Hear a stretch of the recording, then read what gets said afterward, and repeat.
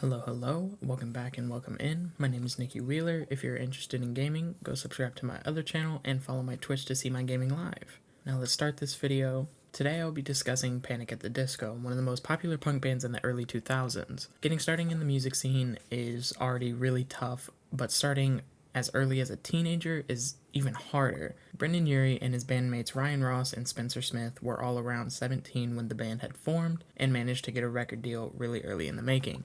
The only difference between Matrodom and Suicide is press coverage was the first quote-unquote single off the album, A Fever You Can't Sweat Out, which in September 2005 was released the day of the album and is the first track. They released this under the Decay Dance label, which was owned by Pete Wentz of Fall Out Boy, another popular pop-punk band in the early 2000s. Not only was this album a success, it was a cult classic because of the song I Write Sins Not Tragedies, which, as of February 2023, has 729 million plays on Spotify and 377 million watches on YouTube, which is one of the most famous songs written by the band besides the new single High Hopes, which was written in 2018.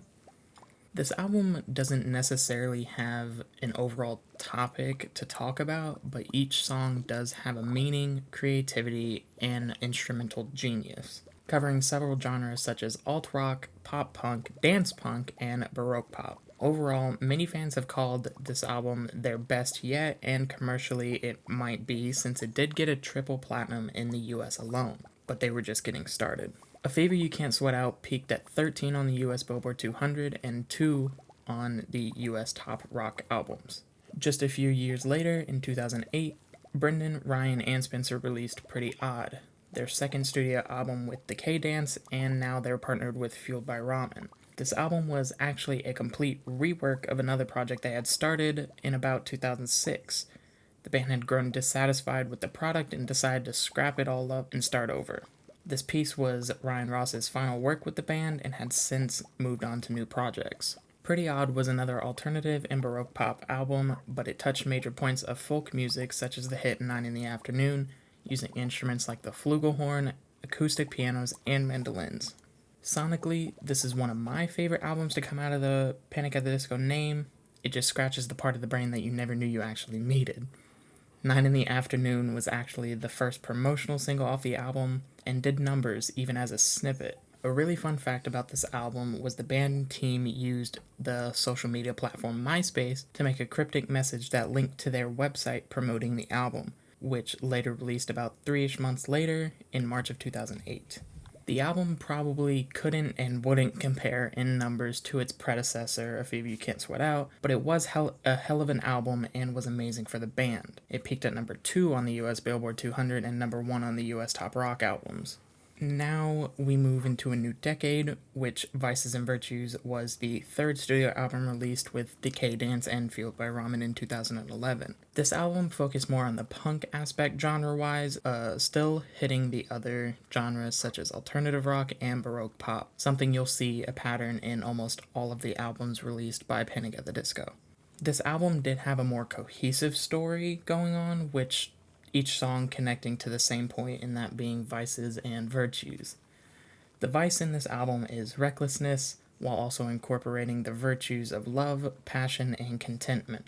While this album is lyrically intense, the songs can come off quite playful and sexy. This album had also added in a new band member, Dallin Weeks, who worked with Urie up until 2017. The Ballad of Mona Lisa was the first promotional single off this album, which has a music video alongside it with a wake being acted out with steampunk technology and fashion, and Brendan had stated, "Mona Lisa is as much about saying goodbye to the band's past as it is embracing its future." The band had released a short film to accompany the release titled The Overture that included snippets of songs before the official release. And before the release, it was already topping the top album charts.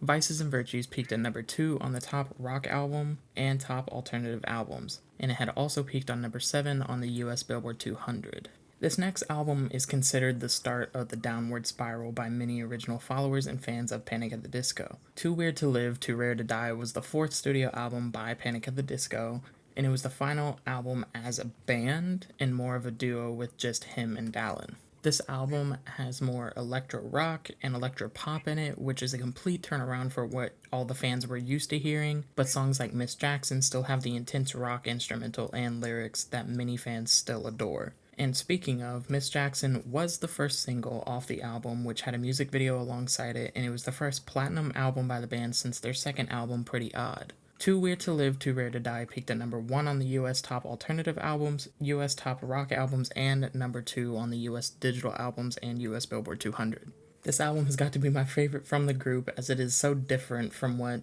you're used to hearing off the first 3 albums. It's a very nice change in my opinion, and it also has songs like Girls, Girls, Boys, This Is Gospel, and Nicotine, which are some of my top songs from the band overall. Now we're going into this 5th album, very strong. Death of a Bachelor was the final album Panic at the Disco had wrote as a band or duo.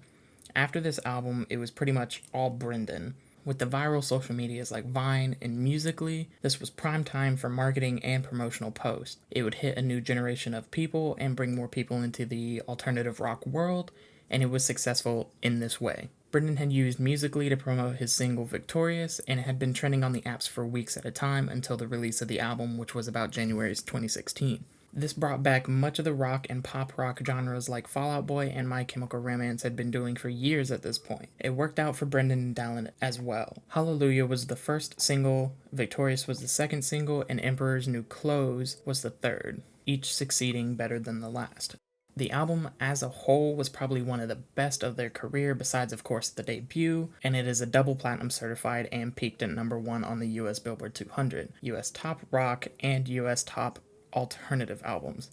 Almost every single song on this album has 100 million plays on Spotify, and this album revitalized Panic at the Disco, but only for a few years until people stopped listening again, unless they were forced to by the radio with the album's next hit, High Hopes, in 2018, which was the lead single for the 6th album, Pray for the Wicked. This album was also released by the Fueled by Ramen and now DC Due To, which was renamed from Decay Dance. While it did have commercial success, like I said, being forced to listen to it on the radio, and breaking records like the most time spent at number 1, which was actually 65 weeks until the 21 Pilots single Level of Concern dethroned it. It even hit number 1 on Australian albums, US Billboard 200, Top Alternative, and Top Rock albums. But many fans were disappointed with the album because they didn't see Panic at the Disco anymore. They just saw another pop band that had gotten into their heads. While I understand this point, I cannot fully agree with it because I see Panic at the Disco as the type of band who does anthology work more of, like sonically wise, because each album is going to be and was going to be different. And I can personally praise Brendan for this album personally because I do believe to make a versatile artist like he is, you must know how to do multiple genres well, and I believe he did show his versatility very well in this album. The wide range of vocal and instrumental capability he has is very insane. While it is noted that many songs have been sampled, it doesn't disregard the fact that Brendan is talented in a way that he can turn something new. I also personally have a soft spot for jazz-inspired pop, like Ariana Grande's newest Positions album with the heavy orchestra and jazz inspirations. The sound of trombones, trumpets, and saxophone in pop music brings out like a very high vibrancy to the backing music, and I personally really love that. So now we have reached the present day of 2022, and it's the final album from Panic at the Disco, the end of an era, and it was a way to go out for sure. 7 albums, and that 7th one was very mediocre at best. Viva La Vengeance was the 7th and final album under the pseudonym Panic at the Disco. In May of 2022, Viva La Vengeance was announced with the single of the titular name. Not a complete loss, it was a very good song, and so we move into the next single, which was released in July of 2002, titled Middle of a Breakup. And at first listen, it is definitely not good, and it was definitely considered a flop. After many listens, and several read-through of the actual lyrics, I can definitely vibe to it and have a good time with it. 2 more singles were released, Local God and Don't Let the Light Go Out. Both very and incredibly good songs to me, personally, and probably some of the best off the albums besides maybe Say It Louder. Critical reception took this album very well, surprisingly, and it holds a solid 82 out of 100 on Metacritic, but it got completely ripped to shreds by fans old and new. Many people mocking the fact that his vocal capabilities have dwindled very heavily since the last album, and others just mocking the instrumentals. This album doesn't have like any sort of story, unlike A Fever You Can't Sweat Out. A story is quite needed for this album, considering Brendan himself says there was one, but it isn't very cohesive and probably even there to begin with, honestly. The only honorable thing that I believe that came out of this album was that Brendan had recorded all of the songs on a tape machine to capture a retro sound, which did come through in songs like Something About Maggie. Also, he still hits the alternative rock along with a new genre, arena pop, to still capture that retro 1970s vibes with the instruments like the harpsichord and organ. The final album peaked at number 13 on the US Billboard 200, but the single Viva La Vengeance did hit number 1 and was the fastest to climb to number 1 in over a year at its release.